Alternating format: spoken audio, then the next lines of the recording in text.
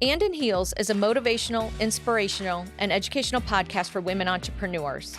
Let's learn from each other, laugh with each other, and support each other so we can all succeed together. And just remember, women can do anything, and in heels. Hello and welcome to And in Heels. And today we are so excited to welcome Catherine Ratcliffe. And Catherine is a serial entrepreneur, and she's in many businesses, 3 specifically I think that we're going to touch on today. So I'm going to let Catherine please introduce yourself and tell us a little bit about your companies. Thank you so much for having me, Kelly. My name is Catherine Ratcliffe, and I started Lost Together Stays, which is my short-term rental vacation homes that I have. And I started that. I had a large employee benefits career, and when my mom died in 2017, I had this moment of, what am I leaving behind for my children? What are the memories my children are going to have? And so I started Lost Together Stays because a lot of times as a working mom, you feel a little bit lost sometimes when you're together with your family. All of a sudden, the routines that they're used to, you're not used to because they're in daycare. I sometimes swear my kids wouldn't be potty trained today if it weren't for daycare. But so I started that, and that became a real passion. And I dove into that world as just a soft place to interact with individuals away from, the dreary sort of large group employee benefits, looking at mortality rates and that. And so when I made the decision to leave my corporate job, I was listening to a number of individuals within the vacation rental space and hearing the challenges that they were having with recruitment and retention, particularly around benefits, because there's a unique translation that happens in your mind. When I say benefits, a lot of people switch that word to health insurance. And so helping people bridge the gap. And then I had become very passionate in working on human trafficking, education and prevention for a lot of personal reasons. And when you're a smaller employer, you don't realize how you can become susceptible to something like that happening. And particularly around payroll. And so that became a big focus of mine. And so I started STR Benefits Consulting to help individuals specifically in the vacation rental space, because that was really my passion. So all the dots are connecting. They're connecting. And so as I was going to these conferences and meeting people and talking to everybody, I'm originally from Canada, and so I have a radar for fellow Canadians. And you just find each other in the crowd. Right. It's like left-handed individuals find other left-handed individuals. So, and my family is still there. My brother is in Canada, and so I would find people, and this is really interesting. You're coming all the way to Florida, which is really far, or to Nashville, or to wherever for conferences related to vacation rental topics, revenue management, best practices, safety, marketing, all those kinds of things. And it really struck me because Canada is a very unique country. They have language police, they have garbage police, they have all kinds of things. And a lot of people don't recognize that. When I moved from Canada here, in Ontario, milk comes in bags. And so I packed my milk jug. And so here I was thinking, and I'm a dual citizen. So I thought, well, I'm an American. All I have to do is book a plane ticket, pack my futon and my dog, and off I go. And so I packed my milk jug. It's that easy. I know everything there is to know. And packed that milk jug. And but milk doesn't come in bags in Florida. So it's this really unique place. So I started Can Stays Rental Alliance because I understood the uniqueness of the country.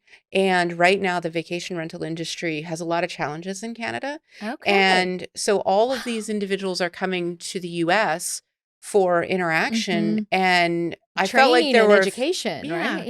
And I just felt like there were some things that I could bring various pieces of the pie together and rewrite some of the narrative and help them reposition this so that they're not on the defensive as being perceived as the rich villains with second homes that are profiting and creating a housing crisis. Wow.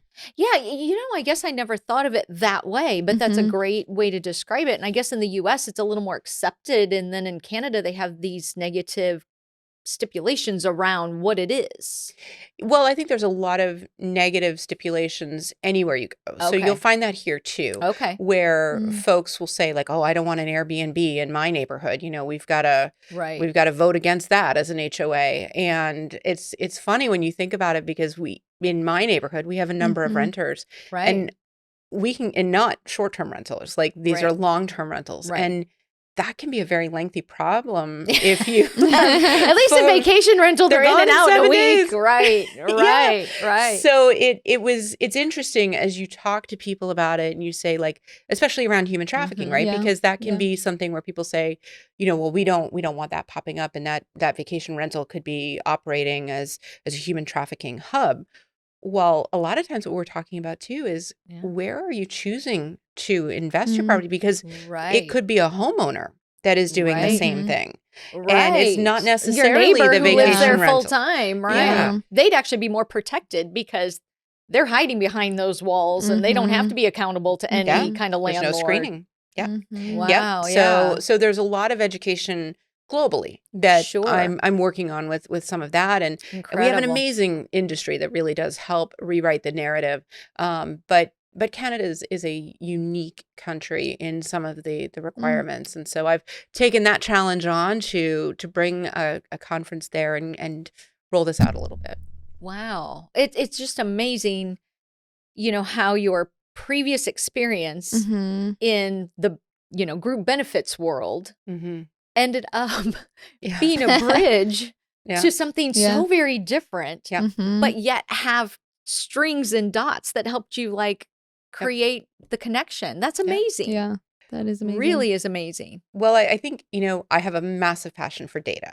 Yeah. And so when you deal with large group employee benefits, especially self-funded plans, you're looking at a lot of data. Yeah. It's very rarely happy data. And so you're looking at, what are the patterns?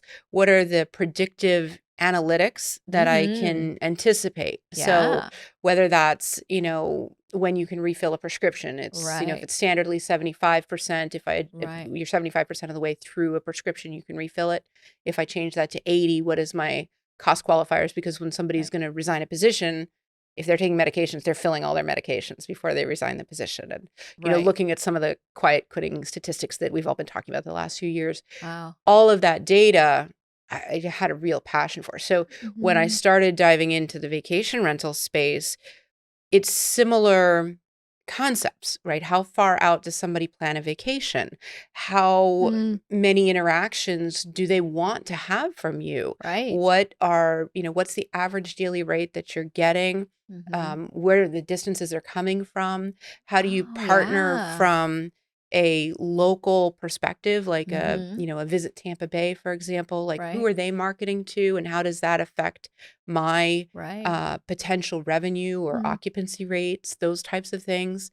And so I was able to really play with data, understand in it a different way. And I think once you're wired for data, it's hard to turn that off. It's incredible. We're in marketing, obviously. So we, run a digital marketing agency, and it's amazing the story that data will tell from a marketing perspective if you're willing to read it and understand it and let it tell its story. Yeah.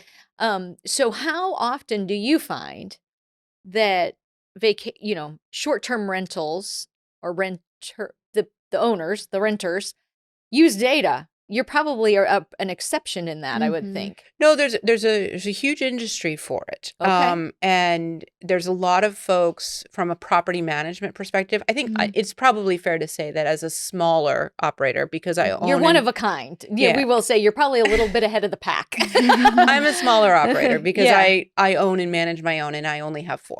So normally when I'm at these conferences, you're talking to bigger property managers that have hundreds, right? Yeah. And sometimes thousands. And so for them, it's mission critical to be able to look at that That's data. a whole different world. Yeah, absolutely. So I think as somebody who owns and operates theirs, I'm probably unique in that, in looking at, you're advanced in your mindset on that, for sure, I would say. Yeah. But finding a way to capture that and provide that for the other small owners that maybe don't have that past experience, that's a... Well, I think, what I like to help when I know of people that Sure. are interested in joining, the short-term rental industry, because there's a lot of people here. Right. I really like to champion the various organizations that will help them be professional operators and looking versus just a hobby. Yeah, because when you look at that data and you understand some of the metrics around it, that can be the difference in, your investment being trashed. Probably, So even if you have it priced incorrectly, then you look at your occupancy rates and all of a sudden you take $100 a night, divide that by, if you have 10 people that can stay there, you might not want to have that $100 a night staying in your investment property. So, so a lot of times, you'll run into that, but I'm not, that's not my core business. I'm just an advocate for getting involved in that. I really am passionate about the benefits piece of it and helping those individuals that are in the space, understanding, what is an employee and what's a contract person, because a lot of people confusing. Don't want to have an employee, and then understanding the value of benefits. And there's a huge delta between I'm too small to offer anything to comprehensive benefit programs that have health and everything else. Right. So there's a lot that you can do for a very small price point. Right. That is better than nothing, because your life cycle of a team member, right? The person that you have, you're not the same person you were a year ago. Sure. The person on your team is not the same person. They have life goals. They have growth goals. Right. And so whether it's they blew out a knee and all of a sudden they have some rehab issues that they need, or they've gotten married, they've had a baby, or their children have aged to a different, there starts to be different components that they need help with. Sure. And that's very, enlightening. I mean, to think about it that way, because I think sometimes we think it is what it is, and I'm going to outline it today, and that's what it's going to be for the next 30 years. And that's not necessarily true. Yeah. For a lot of people, they just say, like, I can't afford health insurance, right? I'm a small operator. I'm a small business. I'm not even going to think about it or talk about it. And that's fair if you're in that situation. But that doesn't mean that you can't offer disability. Right. Or something else. Or dental. And there's a lot of people that just want pet insurance. Sure. And you can solve a lot of needs. Take that. It's the fur babies. I have a dog with epilepsy. So let's go on here to this question. I think is going to be one that's going to be really good. So so motivational. So obviously you have 3 different companies, so kind of a lot to cover within this, but what is your motivation for, I know you kind of touched on it already, your passion for data and being able to support people through being able to basically analyze that and describe it. And but for your 3 companies, what was kind of the motivation behind each one? So for sure, my children, right? The idea behind Lost Together stays, again, nobody loves their insurance broker, and that's whether you're they don't. Whether you're a health insurance broker or personal lines, nobody loves you, right? for your job. They might love you as a person. And because I dealt with large group stuff, a lot of it is HIPAA protected. It's all health, privacy. And so the idea of what would my kids understand that I had been doing all these years that kind of took me away from them, because I missed a lot of things. You make a lot of sacrifices as a working mom. So you weren't just working, though. Did you own the company? I was a partner. You're a partner. Yeah. So that's a different level of commitment. Yeah. So you're at a, partner level, different level expectation, out a lot because you grew your career. Yeah. And so your children were your motivator in that. 100%. And so in each component, right? So what was a tangible thing that they would remember me by? Because you have good days and you have bad days as a mom, right? Like there are days you show up as a human, as a human, for sure as a human. But I think the mom guilt really eats at moms. And there were moments where it was just like, oh, if I could have that moment back to redo it. Yeah. So I wanted something that they would feel a strong connection with. And then the idea of protecting my children and really investing in some of those educational pieces. Like as they go out to the workforce, there were moments when my middle daughter started working that things were happening from an employment situation where I was like, that's wrong. That is not okay. And I'm me and I can help her, but who's helping the other the people? advocates, right? Yeah. Who's And so pushing forward on that, and as I had several clients that had some direct experience with human trafficking, and of course in Florida, we are number 3 across the country for horrific stats, and our Attorney General has had a tremendous passion, that is her project, for getting everybody trained. So her goal, if you can be a part of the 100% club, it means that you've had every employee on your team trained in human trafficking prevention on an annual basis. And the state will highlight you for doing that. So I became very involved. And when you start to listen to the stats, to know that, the majority of trafficking victims, the average age is 12. And most of them know they're traffickers. Most of them don't go missing. You start to put these things together and you're thinking like, wait a second. Like this is happening. This is not what I thought it was, right? Because your immediate go-to when somebody says human trafficking, again, you go to this dark place where somebody's being kidnapped against their will and held against their will and taken to another country in an underground, way. But that's not. I mean, that certainly is part of it, but that's not the majority of it. So immediately people change the word to sex trafficking, which I hate that terminology, because there's a level of victim shaming when you use that terminology. And because of the stats, there are so many people that have been saved and have tried to refocus their life, and it is definitely a part of who they are, but you're almost like re-victimizing them when you use terminology. Like labeling them. Yeah. And so really understanding the complexities of it, and helping small employers, again, looking at that short-term rental industry. A lot of these smaller operators, they're paying a virtual assistant. They might have a team of 6 people. They're running payroll through QuickBooks or their bank account, and there's not a banking verification component to it, and they don't know what they don't know. And so I wanted to be able to bring that level of education more broadly, because my kids and other people's kids are going to get jobs, and who knows where those jobs take them.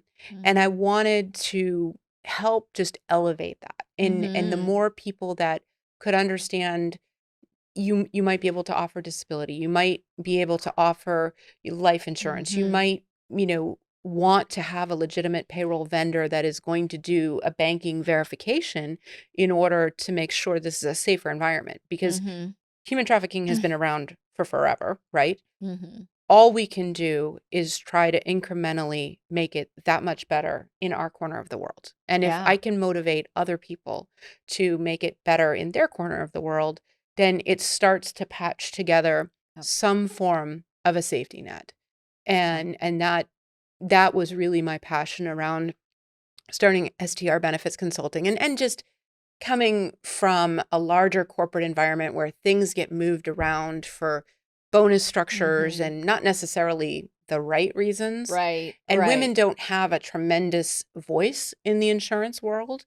And as I started to be silenced, maybe is the right word, as we came to kind of the end of our earnout period, I just felt like I was going to help others understand this game and understand fact from fiction and make it better. Because that ripple down effect, when someone tells you you've got to move from Blue Cross to United or vice versa, that's incredibly disrupting to somebody who's mid-chemo treatment, has just been approved on diabetes medications, and now you're starting over with a new insurance company. That disruption is not, insignificant. And I wanted to be able to help navigate people through that in my little protected vacation rental in your bubble. Happiness bubble. So that was it. So I know your kids are your motivation, and you kind of touched on the story of when you bought your first vacation rental, but what inspired you to leave this career, as a partner, and you were in this, kind of this path of success that you created for yourself, and then all of a sudden you just kind of bought a condo and decided, I'm going to be a big short-term rental owner. Well, what was the inspiration in all of that? Well, it didn't exactly happen that way. Right. And I know that, it wasn't quite that order. It was, I'm a fairly spiritual person, and I think sometimes, God has an amazing sense of humor. So is that what we're calling it? I like that. Yeah. So I was, beating my head against this wall in this corporate environment where I ethically didn't align. My values were not the same. It had changed. It had changed. We went from a small operation to a huge organization that bottom line was the most important thing. Numbers, yeah. And no longer people, now numbers. No longer people. And I was losing myself and fighting a battle that I wasn't going to win. And so I was frustrated, and I was stuck. And out of absolute anger, at not being supported corporately, I went and booked a ticket to a vacation rental conference that was taking place in Miami. And now, was that just out of curiosity, or like what made you? Because you had an interest in it already, or what? I had 2 properties at the time. You already had 2. Okay, I had 2. Okay, and so I was listening to all these podcasts of all these people. Okay, and so you're in this corporate environment, losing your soul. Your soul has been lost now. You had already purchased 2 properties, so you knew the opportunity, and then you decided, I just have to make an intentional move here. Well, I decided to just go for a play date in a different sandbox is kind of what I was looking at. Okay. Like, I don't want to talk to you people anymore. I'm going to go over here for 3 days. I'm going to go play. Yeah. Okay. I like it. And so, I had hit my sales goal the year before. I was on stage, qualified for the corporate trip to Ireland, all the things. And so I'm stuck in this place, choose this play date. And I know everybody from podcasts, but I don't actually know them. But you feel like you do. I feel like I do. Yeah. And so I was celebrity crushing in the vacation rental world on all the different people that I'm all of a sudden interacting with. It's a smaller conference, very intimate. And I won an award, a destination award. And I was absolutely shocked. It was so far out of left field. And it was the first time my name had been associated with my company name in a very public way. And so when I won this award for excellence in hospitality. So this play date became graduation. It was, yes. I mean, out of. Like, you went through all the grades in one. Yeah. Oh my gosh. Conference. It was so crazy. And I felt like the tingling of like, this is where you're supposed to be. Oh. And so because I qualified for that, I recorded a couple of podcasts and it started to have this severe pull of, okay, I can make this work. This is where I'm supposed to go. This is where I'm supposed to go. Okay. I don't have to keep beating my head against a wall, trying to have a voice in. You gave me goosebumps because when it's meant to be, it just feels right. Yeah. Yeah. And the irony, like the person who put on that conference, he puts on conferences throughout Europe. That was his one conference in Miami. Really? And you just happened to hear about it? Just happened to hear about it. And I was. You were meant to hear about it. Yes. Yeah. And so it shifted my entire world in the best way. That's incredible. Yeah. Yeah. So that feeling though, in that moment, sometimes you just know. But everything leading up to that, you wouldn't have known, right? No. These were just little hints and little flags and like crumbs, and you picked them up, and then all of a sudden you get there and that moment happens and you're like, found my people.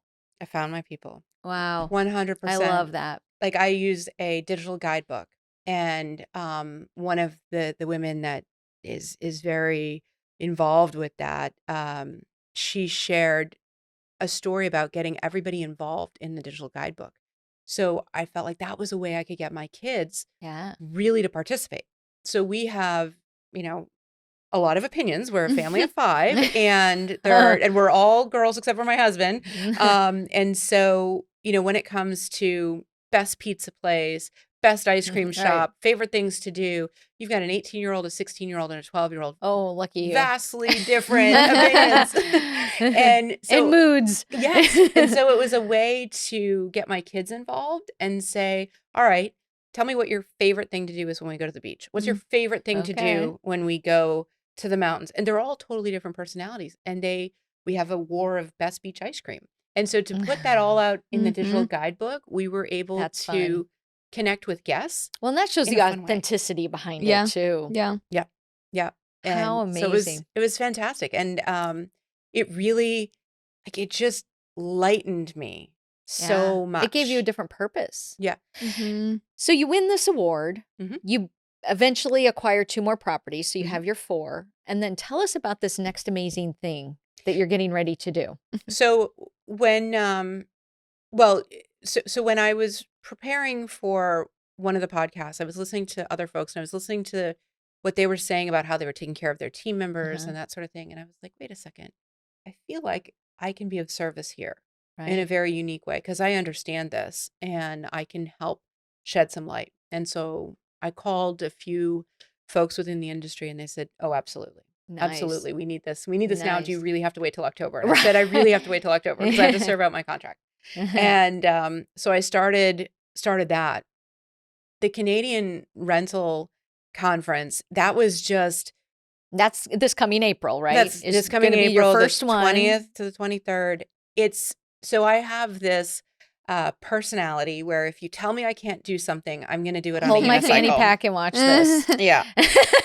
So I was just really perplexed at everybody that said, oh, well, we haven't been able to do it. And I just thought, like, do you not know where it is? I don't understand. Canada. Like, I mean, how It's have you way not up been there above the able- United States. It's a big And- place. Yeah, and in fairness, like there were a few people that had tried to put on a Mhm. conference, and I think it's Canadians are different Mhm. culturally than Americans. I think often, Again, you were meant to be there because you understand that Yeah. those differences. Yeah.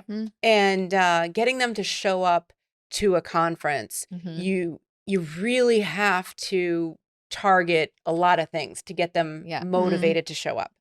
And so what was important to me in designing this was to say, how do we serve the community from an educational perspective, from a career perspective, from a narrative perspective? Like, what are Mhm, all the yeah. things we pull in? Right. And that's where I felt like if I could engage with a university that would, provide journalism students an opportunity to meet with and interview CEOs of these multi-million dollar companies that operate in Canada Nice. and bring in individuals who have unique platforms, whether it serves the sustainable industry and they're Right. really focused on environmental concerns, or whether it's those that are focused on being more accessible for individuals with Mhm. disabilities, those types of things. Right. If we could rewrite Yeah. the story Wow. and not have it be so much, oh, these are people who are